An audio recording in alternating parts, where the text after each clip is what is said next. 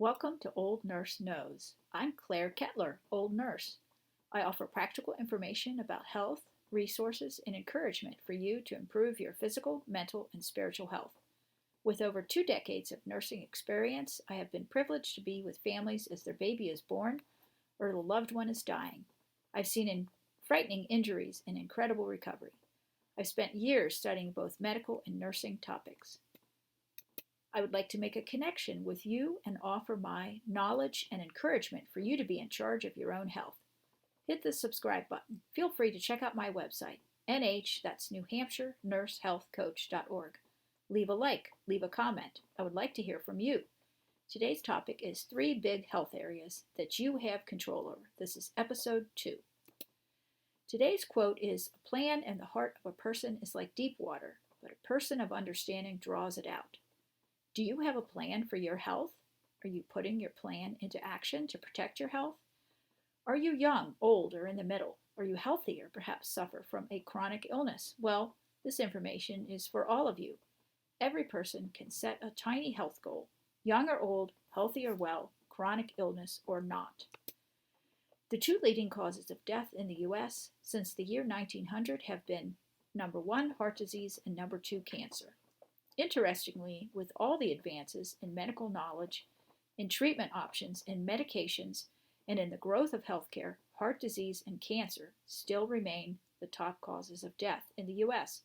With that in mind, there are some things that you can do to not only reduce your risk of heart disease and cancer, but assist in your healing and quality of life if you happen to have either of these diseases. The 3 big health areas that you have control over are what gets into your body, what you do with your body, and what you do with your mind. Number 1, what gets into your body? Let's talk about blood. There are lots of nurses who don't like blood and work in areas that reduce their chances of dealing with blood. But one area where a nurse sees a lot of blood is labor and delivery. And I'll be honest with you, birth is one area that fascinates me. But I don't like trauma and accidents with blood, so I avoided the ER. How does what you put in your body relate to your blood? I'm sure that you're familiar with IV antibiotics, IV fluid, IV drug use. This is a direct line through your vein into the blood. Now let's focus on how what you eat gets into your blood. Let's say you eat a few cookies. The cookies get all mashed up and digested by enzymes in your mouth and stomach. The cookies move to the small intestine and then get absorbed into the wall of your intestine into your bloodstream as carbohydrates, fats, and proteins, the basic parts, and anything else that is also in the cookies. Within 30 to 60 minutes, the cookie parts are being distributed all around your body by your blood. Your cells get the energy they need from what you eat. If you eat poorly, you are depriving your cells. Also, your entire body surface, both inside and out, your skin, your lungs, all of your wet or mucous membranes in your mouth and nose and eyes, are entry points for things to get into your body. What gets into your body matters. Everything that enters your body gets distributed in some way to help you or harm you. As a nurse, I advise you to eat as close to whole food ingredients as possible, like vegetables, grains, fruits, if you can. Limit processed foods if you can, as there are often added ingredients and extra salt that you don't need, or artificial ingredients that could potentially be harmful. Avoid medications and other substances, including things you inhale, unless it is prescribed. Of course, this is not easy to do. One way you can make a difference in what gets into your body is to make one small change that you're willing to start with. You decide what that change will be and work to do it. This is kind of hard work. If you fail one day or one week to meet your one small change goal, don't worry. Dust off your what gets into your body goal and try again, and again, and again. Moving on to number 2, what do you do with your body? Astronauts in space lose muscle mass because there's no gravity. Astronauts that are in space for more than a day or 2 must exercise to not lose muscle. If you suffer from quadriplegia, which is paralysis of your arms and legs, your muscles will waste away and become small because you aren't able to use them. In the same way, very elderly adults who walk less and less will eventually have no strength left to walk. Another consideration about body movement is that practice makes perfect.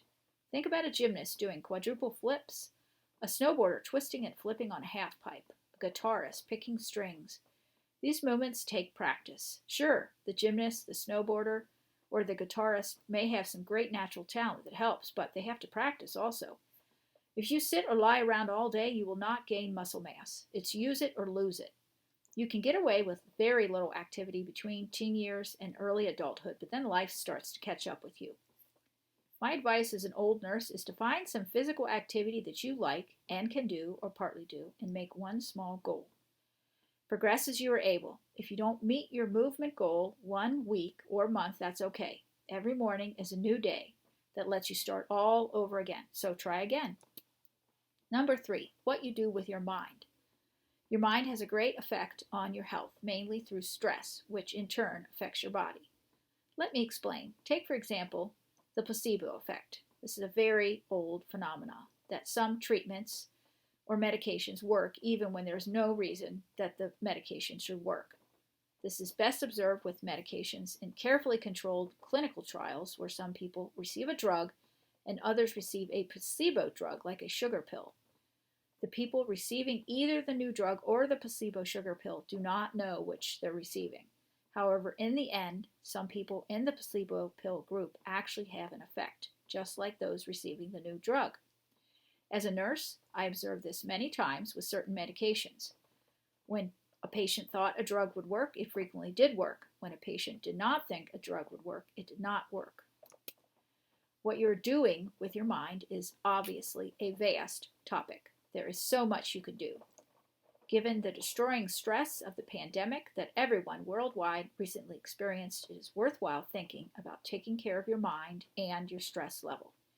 You can set a positive goal in the mind area also. For instance, you could choose to clear your mind and concentrate solely on your breathing once a day for a minute or two. This helps with relaxation in your body, which can reduce stress. You could choose to write in a journal for 5 minutes once a week about something important to you. You could recognize good things and appreciate them. You could come up with a positive saying or affirmation and repeat it when you feel stressed. What you do with your mind is under your control, so take control. Set a small goal in this area and keep working to achieve it.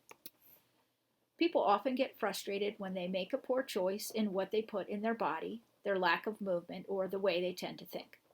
Some people actually give up trying to make a change. Don't be one of those people.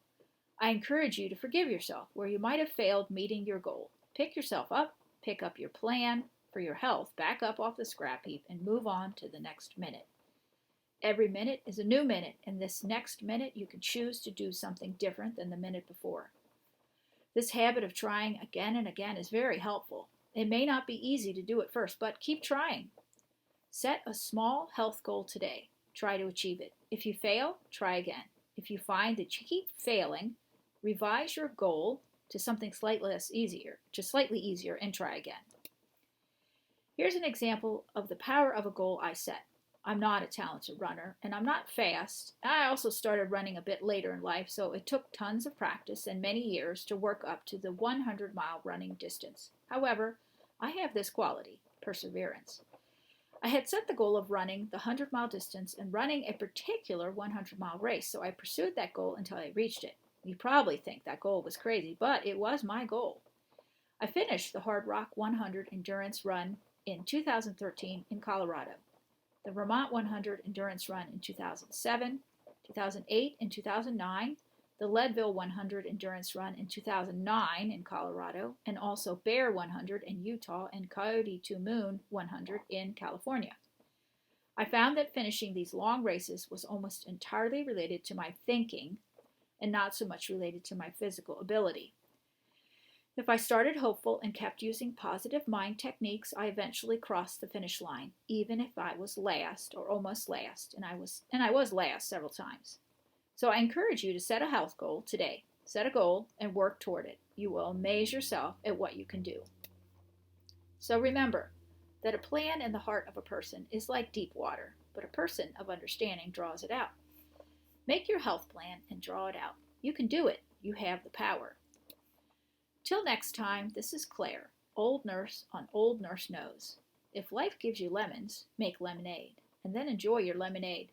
Visit me on my website at That's nhnursehealthcoach.org.